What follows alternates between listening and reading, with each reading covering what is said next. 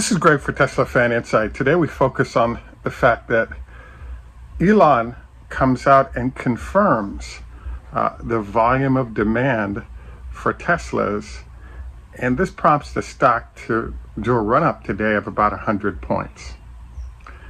So we wanted to sort of explore this more intensely. This is Greg for Teslafaninsight. Thanks once again for joining us. If this is your first time, welcome. If you're a repeat visitor, welcome back. We also want to thank our Patreon supporters. If you enjoy the show and would like daily shows that help with the thought process for better investing and trading, please join us. So what I wanted to focus on today is the fact that there's a news story that came out at the end of last week. And basically what they indicated at Bloomberg was that they did a study, and that by the year 2024, the folks at VW would be selling approximately 2 million vehicles a year, and that 2 million vehicles will allow them to easily eclipse Tesla. And so I looked at this report, and we were sort of preparing a story on how do you respond to that. And so what came up was the fact that, well, guess what? Tesla's on target for 1.5 million vehicles this year, a 50% increase from last year. But if we get 100,000 or 200,000 from each of the new factories in Berlin and in Austin, it could easily exceed 2 million vehicles this year, which is 2022, 2 years ahead of when VW is supposed to be arriving with 2 million vehicles that allows them to take the EV lead away from Tesla. So I read this, saw it moving across a number of different news outlets, and I was thinking to myself, wait a second. Bloomberg is a pretty good company. I've seen a lot of pretty good reports over the years from them, especially on Tesla.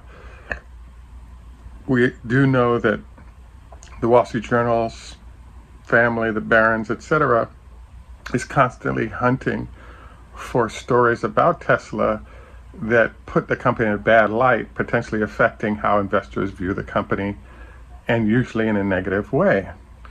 So we basically are in somewhat of a quiet period. We're a week and a half away from knowing the production numbers for Tesla for the quarter. And so it is and it isn't a quiet period. Usually a quiet period is 2 weeks prior to major announcements that would affect the stock. And usually that's the announcement of earnings, which will come mid to late July. So we're kind of in the zone right now where the dominant sort of entities that control Tesla's stock price, etc., are analysts that will come out with their forecasts of what's going to happen with the company, and then those forecasts will end up driving short-term where the stock price is. We're also in a news-driven zone related to the fact that the oil prices, whether they're high or low, can really shape what's happening in the markets, and that's actually part of the story today. Oil prices at 110 have a different impact in terms of inflation expectation, etc., than if oil prices are $121 a barrel. So this oil situation with a lower oil price suggests that there might be a way in which there's some increased production out there that's starting to affect the overall numbers in terms of cost of oil. And if in fact they give us a break in inflation, we're moving into a different category of where the stock market might end up in a short, medium, and long term. So this is sort of a setup kind of for our discussion of, well, Elon sort of just made 2 comments in an interview. The first comment he made was that, and I have to admit there's another precursor to this, which is he sent a note to our Patreon supporters today focused on the fact that Elon often leaves a lot of unanswered questions on critical issues that shape the perception of how the company is doing short and long term. And the fact that The other part of the news cycle for Tesla right now is a 3.5% reduction in employees, and the fact that the manner in which it was done is causing lawsuits against Tesla by those employees that were terminated. So there's a huge question that was hanging over Tesla until today. And the question is, well, wait a second. If the company has a huge order book pushing into next year for people who might want to buy a car, and everything is going so well, why are you firing employees? Is the order book actually softer than expected, meaning you don't have that many cars that are in demand, so therefore you're trying to cut costs because you know that there's not enough demand out there for what you're doing product-wise, so therefore you've got to reduce headcount. Now we find out that, guess what? The layoffs have nothing to do with whether or not Tesla has demand for the vehicles that they're making, but everything to do with the fact that he's a fiend when it comes to cost of goods sold. And whether they're doing good or bad, the financial discipline of the company is going to stay very focused and disciplined. And so there are multiple components to what he had to say, and this was one of them, which is we all know about the layoffs, and he didn't discuss that further today, and that they're occurring and they'll be spread over 3 months. But while this is happening, they kind of have unlimited demand for their vehicles right now, but not enough supply. So I had a Patreon supporter and viewer who raised an issue, and he said, well, how do you think the quarter is going to turn out?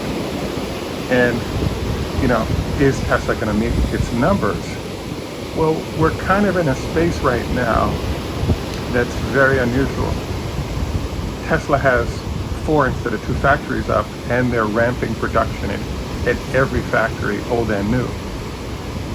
Number 2, in the marketplace, a lot of people are moving to electric vehicles, particularly as oil prices go nuts.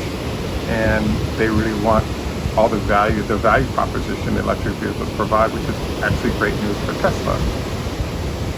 The other issue that's coming up here is if in fact Tesla kind of has unlimited demand for all of its products,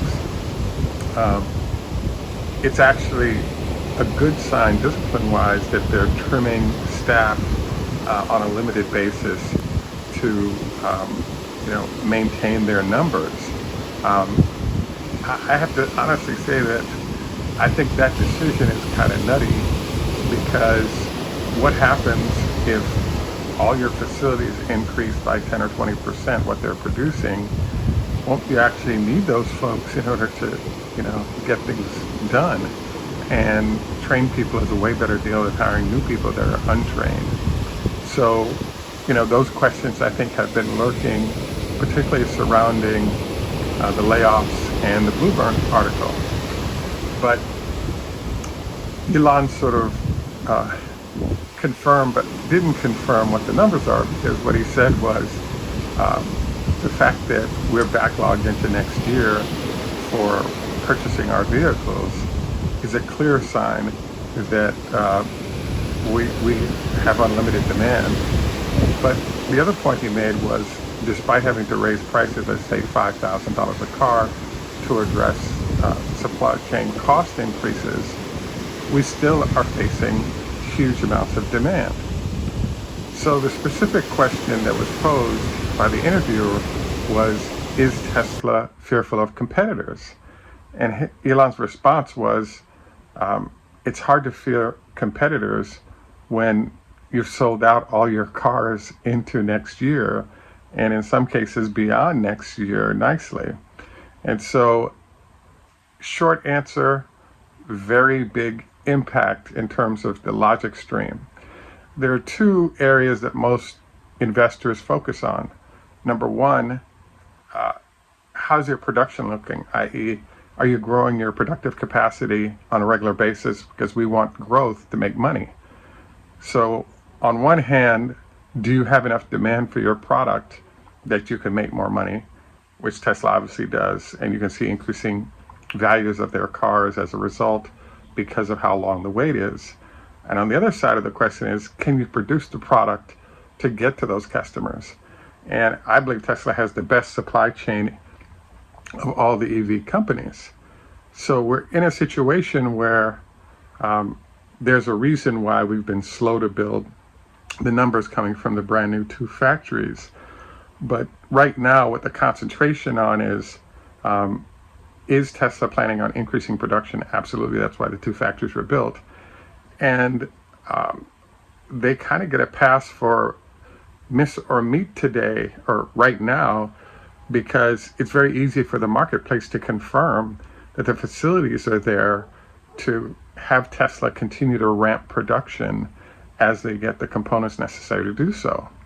So overall, what I would say is that it was valid that the stock price jumped today, especially probably 25-30% of that relates to a break on oil prices and therefore the perception of inflation.